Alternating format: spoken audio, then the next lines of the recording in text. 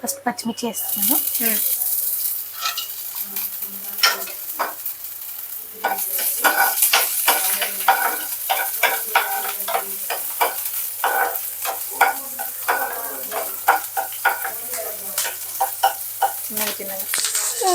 బాబా పక్కకు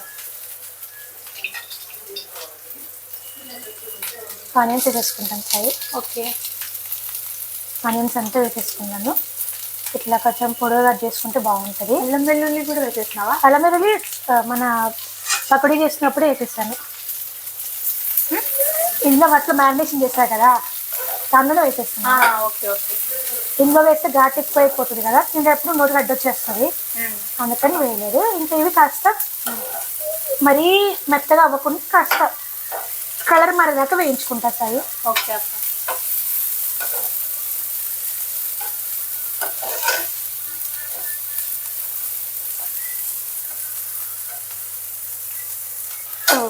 ఉల్లికల్లు కూడా వేసేసుకుంటాను సాయి.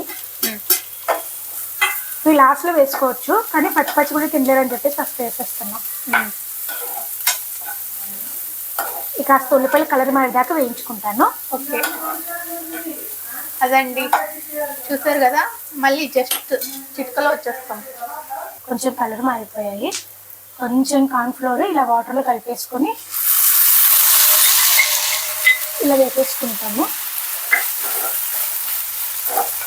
ఎందుకంటే పచ్చివాసన రాకూడదండి, అంటే కొంచెం తిక్కుగా అవుతుంది అని చెప్పేసి గ్రేవీ బాగుంటుంది, తిక్కుగా ఉంటుందని వేస్తాం. ఇప్పుడు సోయా సాస్ వేసుకుందాం ఫస్ట్.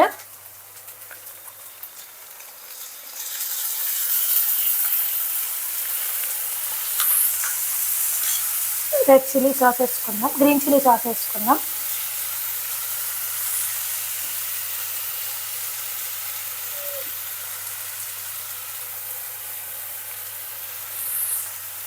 కొంచెం టొమాటో కచ్చప్ వేసుకుందాం. మా దగ్గర సాస్ లేదు అందుకని కచ్చప్ వేసుకుని, దగ్గర సాస్ ఉంటే సాస్ వేసుకోవచ్చు.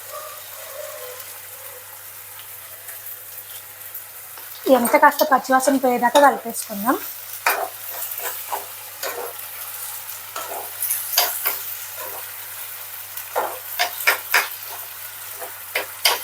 పెంచాయి, సాస్ అంతా రెడీ అయిపోయిందండి. అయిపోయింది. ఇంకా ఇప్పుడు మనం ఇవి వేసేసుకుందాం. ఇలా పైకి కింద ఒకసారి టాస్ చేసుకొని ఒక 2 to 5 minutes అలా పెట్టేసుకుంటే ఇవి కాస్త మెత్తగా లోపలికి మంచిగా బాగా ఉడికితేసాయి.